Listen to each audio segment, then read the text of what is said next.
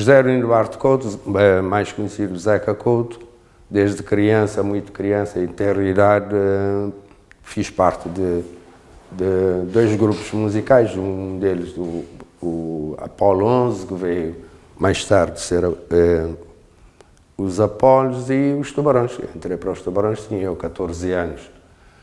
Mas a música de Cabo Verde, em termos como elemento de intervenção para a luta armada, eu acho que sempre houve resistência cabo-verdiana, desde os primórdios da formação da nação cabo-verdiana. Sempre a música, a tradição sempre esteve presente, sempre esteve como uma resistência, ou seja, como um elemento de resistência e de afirmação. Por isso, eu considero que em toda a parte do mundo, por onde há um cabo-verdiano, sempre houve essa intervenção da afirmação do cabo-verdiano. E com a luta armada, que começou a luta armada, em Cabo Verde, claro está que era difícil fazer-se música de intervenção com a expressão que todos gostaríamos que fosse claro, tinha de ser através de poemas musicalizados que lamentava a saudade, lamentava a nossa situação de pobreza que havia em Cabo Verde. Tudo isso, eu acho que contribuiu para a consciência cabo-verdiana, dos cabo-verdianos, para uma luta maior, que teria de ser através de uma certa agressão, por assim dizer, porque éramos agredidos pelo poder colonial, éramos agredidos por passar fome, éramos agredidos por não haver nenhuma perspectiva em Cabo Verde de desenvolvimento ou perspectiva de já não haver fome, ou um dia não haver fome. Havia secas, e tudo isso eu acho que contribuiu. Os compositores não ditos, nem músicas ditas de intervenção, toda a música cabo-verdiana, o funaná, a morna, a coladeira, a tabanca, tudo isso serviu para que fosse, que eu acho, fosse considerado uma contribuição para a libertação de Cabo Verde. Mais tarde, ouvia-se em Cabo Verde muita pouca música que se fazia lá fora, porque era proibido, o funaná era proibido, o tabanca era proibido, o batuque era proibido. Então havia temas que refletiam o problema que havia em Cabo Verde. Com a Revolução dos Cravos em Portugal, quer dizer, o 74, já passamos por uma fase de quase tudo quanto era panfleto, um panfleto, era musicalizado, era cantado, e todo mundo ia atrás, todo mundo ouvia isso. Os Tubarões abraçou o projeto de independência. A nossa contribuição teria de ser através da música.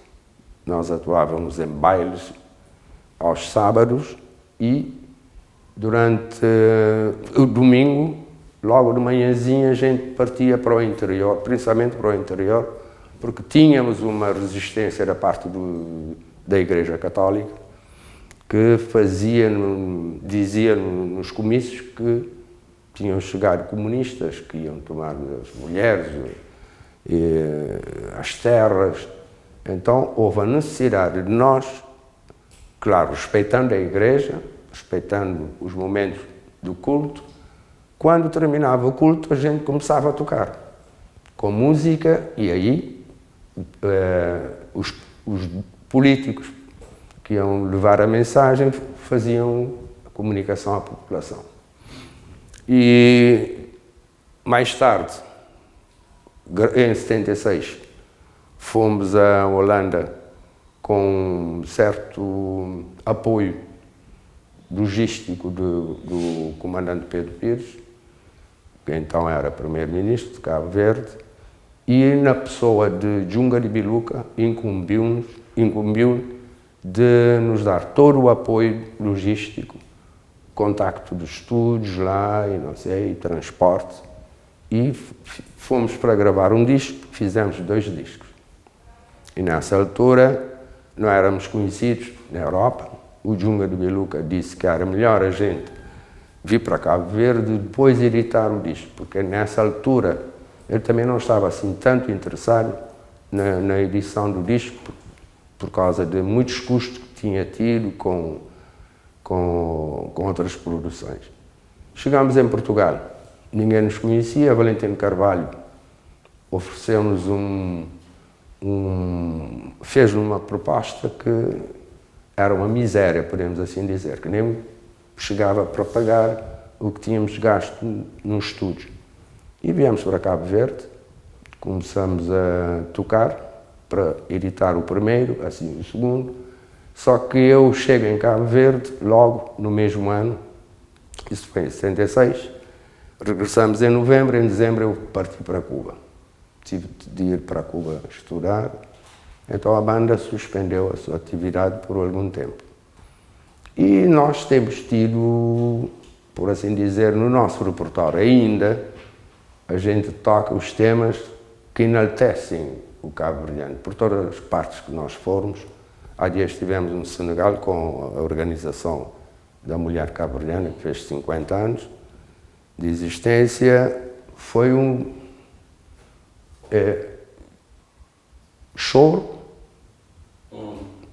havia manifestação de alegria, uns dançavam, outros pulavam, e quando a gente canta e toca os temas que temos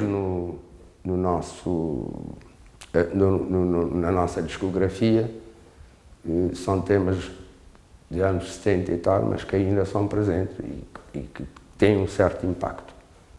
Bom, os Tubarões, como uma banda residente em Cabo Verde, na altura, abraçou a causa da independência e também os compositores começaram a fazer temas com um certo peso, tanto em termos de conteúdo literário, como mesmo linhas melódicas.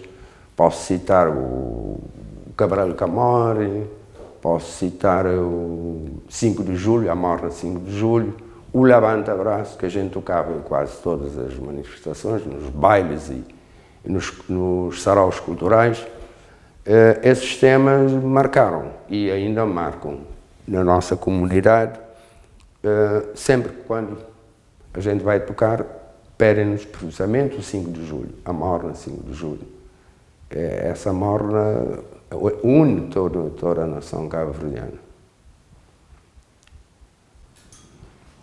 Pois, logo com o 25 de Abril e a abertura política, podemos assim dizer, em Cabo Verde, porque já não havia repressão da polícia política, da PID, havia ainda o governo de transição, havia tropas militares que tinham vindo da Guiné-Bissau e estavam distribuídos em Cabo Verde, porque na altura Portugal não queria que a gente tivesse a independência. Qualquer tipo de manifestação que era necessário para enaltecer o povo a reclamar ou se manifestar na rua, fazia-se um panfleto. E o nosso pessoal da música, guitarra, no dia seguinte fazia uma música com esse panfleto. E o panfleto continuou sendo esse termo, panfleto. Na clandestinidade distribuía-se panfleto com informações sobre a luta armada, sobre Viva Amílcar Cabral, por exemplo, no liceu. A gente fazia uma série de coisas. Havia salas, por exemplo, de química, salas que era comum a várias turmas. Eu podia chegar e escrever V, um V, o outro vinha escrever I, outro V, outro A. Não são mesmo caracteres, não são iguais. Pode ser 5 ou 10 ou 20 pessoas a escrever Viva Amílcar Cabral.